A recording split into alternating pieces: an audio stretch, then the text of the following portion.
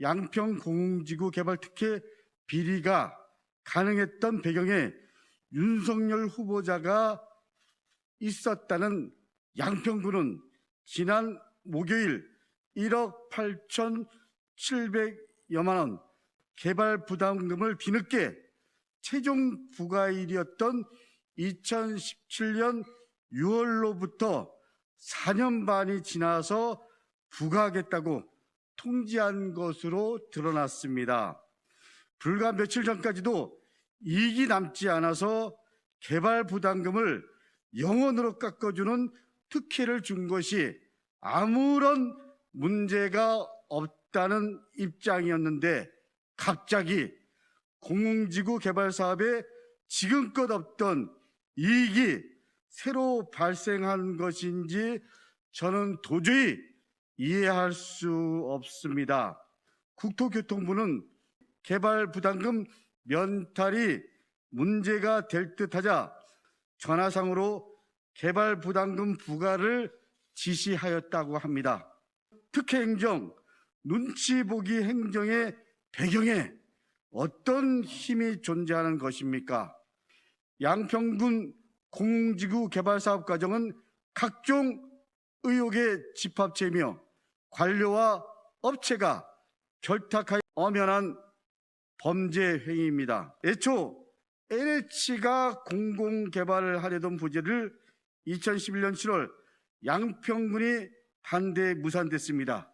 그런지 단 넉 달 만에 김건희 씨의 가족 회사인 ESIND가 신청한 민영개발이 초스피드로 인허가 된 경위를 2016년 11월 17억 5천만 원 가량의 개발 부담금이 부과될 예정.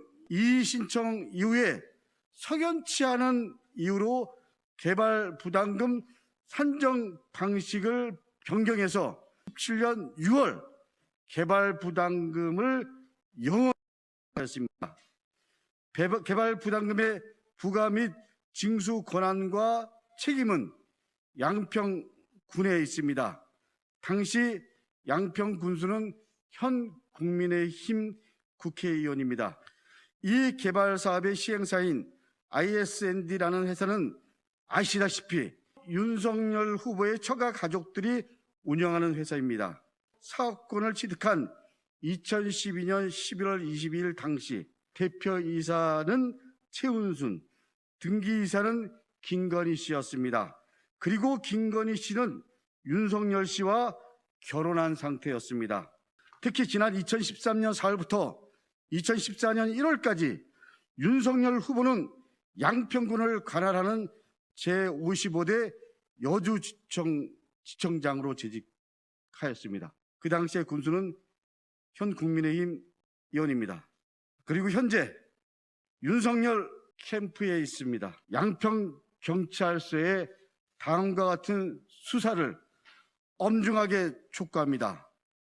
첫 번째, 내사 단계에서는 인허가 과정에 대한 자료를 양평군 도시과에서 임의 제출 방식으로 받아 검토하였으나 정식 수사로 전환하였으므로 다음과 같은 강제 수사가 필요합니다. 첫 번째, 시행사인 ESIND에 대한 압수수색, 그리고 양평군에 대한 압수수색을 통해서 당시의 업무 자료를 확보할 것을 촉구합니다.